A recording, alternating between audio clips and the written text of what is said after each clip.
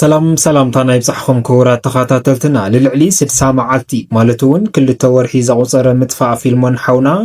ፊላሪ ፕሮዳክሽን ብዝብል ዝፍለጥ ፍሉይ ስራሓቱ ሎሚ በቶም ናይ ሕጊ ኣካላት ዝተዋሃቦ መግለፂ ጽሑፍ ኣሎ። እዚ ጽሑፍ እዚ ድማ እንታይ ዝብል እዩ እንታይ ብዝምልከት እዩ ዝብል ናባኹም ነብሎ ንኸውን ማለት እዩ ክቡራት ሰማዕትና። ብተወሳኺ ድማ ስድራ ፊልሞን ብፍላይ ድማ በዓልቲ ገዙ ንፊልሞን ገነት እዝራ ብዝብል እትፍለጥ ዳግም ናብ ሕጊ ዘምርሓ ምሽጥርከ እንታይ እዩ እንታይ ስለዚ ተፈጠረ ዝብል ሓበሬታታት እውን እናባኹም ነብሎ ንኸውን ፊልሞን ብዝምልከት ቪድዮ ማለት እውን ኣብ ማሕበራዊ ሚድያ እናተዘዋወረ ዝወዓለ ሓደ ቪድዮ ኣሎ። እዚ ቪድዮ እዚ እውን እናባኹም ነብሎ ንኸውን ማለት እዩ ክቡራት ሰማዕትና። ካብዚ ቅፅል ኣቢሉ ድማ ብዕለት 15 ወር 1 2018 ዳሃዩ ዝተሰኣነ ፍሉጥ ቲክቶከር ኣማኒኤል ዝበሃል ኣብ ሊብያ ኮይኑ ናብ ቤተሰብ መልእኽቲ ከም ሰደደ እዚ ድማ ንልዕሊ 3 ሚልዮን ክፈሉ እናወልዎም ከም ዝነበረ ዝፍለጥ እንትኸውን ሎሙ ድማ ናብቶም ስድራ ሓድሽ ቪድዮ ማለት እውን እዚ ኣማኒኤል ዝበሃል ዘለዎ ኩነታት ዘርኢ ቪድዮ ብጣዕሚ መገረምን መሕዘንን ዝኾነ ቪድዮ ከምኡ ድማ ሓድሽ መልእኽቲ ናብ ስድራ በፂሑ እናተባሃለ እዩ። እዞም ስድራ እዚኦም ድማ ኣብ ምንታይ ኩነታት ከም ዘለውን እዚ መልእኽቲ እዚ እንታይ እዩ ዝብል እናባኹም ነብሎ ንኸውን ክቡራት ሰማዕትና። እዚን ዝኣመሰሉን መደባት ሒዝናልኩም መፂና ኣለና። እስካብ መወዳእታ ሓቢርኩምና ጽንሑ። ነዚ ቻነልና እዚ ሓድሽ ዝኾንኩም ድማ ሳብስክራይብ እናበልኩም ኣባላትና ድማ ላይክ ሸር እናበልኩም መደባትና እስካብ መጨረሻ ሓቢርኩምና ጽንሑ። እምበኣርከስ ከም ዝፍለጥ ብዕለት 15 ወርሒ 1 2018 ኣማኒኤል ዝበሃል ፍሉጥ ቲክቶከር ዳሃዩ ተሳኢኑ ንመላእ ቤተሰብን ተኸተልትን እናጨነቐ ከም ዝነበረ ዝፍለጥ እዩ። እዚ ሰብ እዚ ድማ ድሕሪ ዝተወሰነ መዓልቲ ኣብ ሊብያ ከም ዘሎ ተሓቢሩ ነይሩ። ኣብ ሊብያ ኮይኑ ድማ ናብ ስድራ 3 ሚልዮን ተዘይሰዲድኩም ሂወት ወዲኹም ክትረኽቡ ኣይትኽእሉን ኢኹም እናበሉ መፈራርሒ መልእኽቲ እናሰደድሎም ከም ዝነበሩ ናብቶም ስድራ ተራእይን ተነጊሩ ነይሩ። እዞም ስድራ እዚኦም ድማ 3 ሚልዮን ክንረኽቦ ኣይንኽእልን ቀንሱና እናበሉ ብዙሕ እናተጨናነቑን ከምኡ ድማ ጭንቀት ኣብ ልዕሊ ጭንቀት ሕማም ወሲኾም እውን ብዙሕ እናተጨነቑ ከም ዝነበሩ ዝፍለጥ እዩ። እዚ ሓውና እዚ ድማ ፍልይ ብዝበለ መልክዑ ሎሚ ናብቲ ስድራ ዳግማይ መልእኽቲ ተላኢኹሎ። እዚ መልእኽቲ እዚ ድማ ምስ ቪድዮ እዩ በፂሕዎም ዘሎ እቶም ስድራ። እዞም ስድራ እዚኦም ድማ ካብቲ ዝነበረ ጭንቀት ወሲኾም በጃኹም ሓግዙና እናበሉ እዮም ዝርከቡ። እዚ ምስሊ እዚ እንታይ እዩ እንተኢልኩም ንቕልቁል ኣፉ ኣሲሮም ማለት እውን እናገረፉ እዮም ናብ ቤተሰብ ስድራ መልእኽቲ ሰዲዶም ዘለው። ካብዚ ፍልይ ብዝበለ መልክዑ ድማ እቲ ዝበልናኩም ወይ ድማ ዝኣዘዝናኩም ገንዘብ እንተውዒልኩሞ ወይ እንተሕዲርኩሞ ሂወት ወድኹምን ክትረኽቡ ኣይትኽእሉን። ብተመሳሳሊ ድማ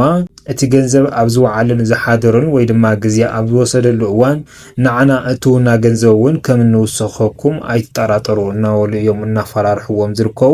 ናብ 4 ሚልዮን እውን ክንውስኽ ንኽእል ኢና እንተደንጊኹምዎ እናበሉ እዮም ዝርከቡ። እዞም ቤተሰብ ማለት እውን ስድራ ኣማኒኤል ድማ ብጣዕሚ ተጨኒቖም ልዕሊ ዓቕሞም ኮይንዎም ሓጉዝና በጃኹም ሂወት ወድና ንምድሓን ላዕልን ታሕትን ንብለና እሞ ዓቕሚ ዘለኩም ሓጉዝና እናበሉ እዮም ዝርከቡ። እዚ ቪድዮ እዚ ናብ ኩሉ ንኽባፃሕ ዓቕሚ ዘለዎ ንኽሕግዝ ድማ ሸር እናበልና ማለት እዩ ክቡራት ሰማዕትና። ናብቲ ካልኣይ ሓበሬታና ክነስግረኩም ከለና ድማ ዳሃይ ፊልሞን ማለት እውን ፊላሪ ፕሮዳክሽን ብዝብል ዝፍለጥ ሎሚ ዕለት በቶም ናይ ሕጊ ኣካላት ኣብቲ ዝተጠርጠረሉ ቦታ ኮይኖም ዝሰደድዎ ቪድዮ ኣሎ። እዚ ድማ ኣዘራራ ብዛዕባ ሒዙ ይርከብ። ድሕሪ እዚ ድማ መግለፂ ዘለዎ ጽሑፍ እውን ሒዞም ወፂኦም ኣለዉ። እዚ ነገር እዚ ድማ ስድራ ፊልሞን ከም ብሓድሽ ኣደናጊፅዎም ይርከብ ማለት እዩ ክቡራት ሰማዕትና። ከም ዝፍለጥ ፊልሞን ሓውና ብዕለት 4 ወርሒ 12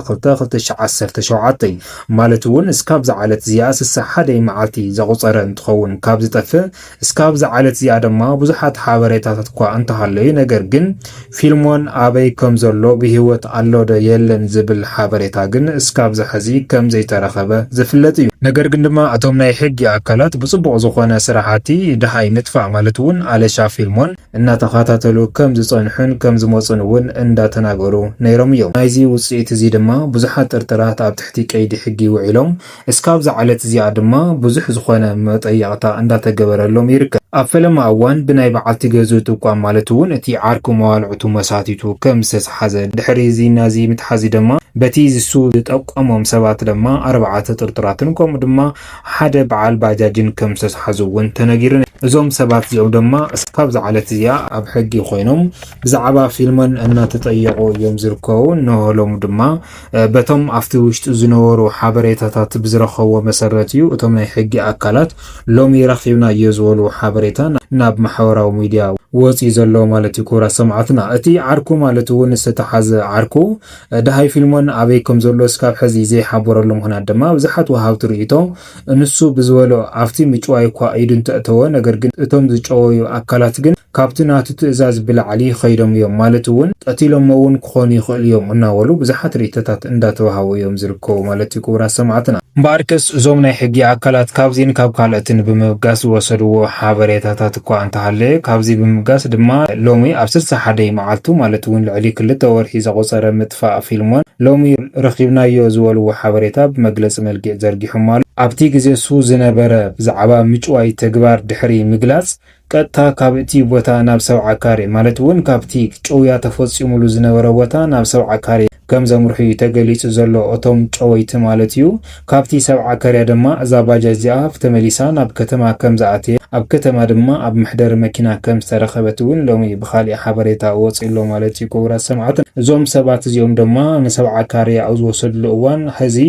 እንድሕር ደኣ ካብቲ ዝተጨወየሉ ቦታታት እንድሕር ናብ ሰብዓ ካሬ ኣምሪሑ ኣብ ሰብዓ ካሬ ድሞ እስካብ ሕዚ ደሃይ ዘይርከበሉ ኩነታት እንታይ ብዝብል መሰረት ኣብ ዝጠይቁሉ ድማ እቶም ስድራ እውን እዚ ዝሰምዑ ብጣዕሚ ጭንቀቶም ወሲኾም ይርከቡ ምክንያቱ ኣብ ሰብዓ ካሬ ሕዚ ዝፍጸም ዘሎ ተግባራት እቶም ኣብኡ ዝርከቡ ነበርቲ ማለት እውን ሰባት ብዝብኢ እናተበልዑ እዮም ዝርከቡ ምዚ ተታሓይዙ እምበኣርከስ ዳሃይ ፊልሞን እውን ጭንቀት ወሲኹ ዘሎ እንድሕር ደኣ ሰብዓ ካሬ ወሲዶም ኣብኡ ኣሕማቕ ኩነታት ገዲፎሞ ክኾኑ ይኽእል እዮም ስለዚ ድማ ዕጫ ፊልሞን እንታይ እዩ ዝብል እቶም ስድራን ካልኦት ቤተሰብን ጭንቀት ወሲኹሎም ይርከቡ ማለት እዩ ክቡራት ሰማዕትና እቶም ናይ ሕጊ ኣካላት ግን እስካብ ዝዓለት እዚኣ በቶም ተጠርጠርትን ብኻሊእ ሓበሬታታትን ዝኣከቦ መሰረት ካብቲ ዝተጨወየሉ ቦታ ድሕሪ ብዙሕ ፍጻመታት ማለት እውን ምግርጋርን ካልእ ምእባይን ነታ ባጃጅ ናብ ሰብዓ ካሬ ከም ዘምርሐት ኣብ ሰብዓ ካሬ ግን ኣይጸንሐትን ካብ እንደገና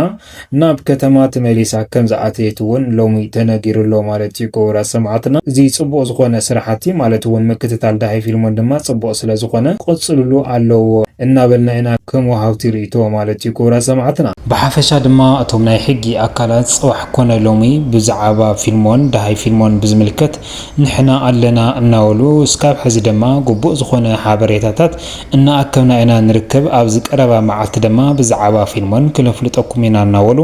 ንቤተሰብ ናይ መጽናዕቲ መልእኽቲ እዮም ሰዲዶምሎም ዘለዉ ማለት እዩ እዞም ቤተሰብ እዚኦም ድማ ብተስፋ እናተጸበዩ ይርከቡ ክቡራት ሰማዕትና እምበኣርከስ ሎሚ ዝሓዝናዮም መደብ ሓበሬታታትና እዚኦም ይመስሉ ነይሮም እስካብ መጨረሻ ሓቢርኩምና ጸንሕኩም ካብ ልቢ እናመስገና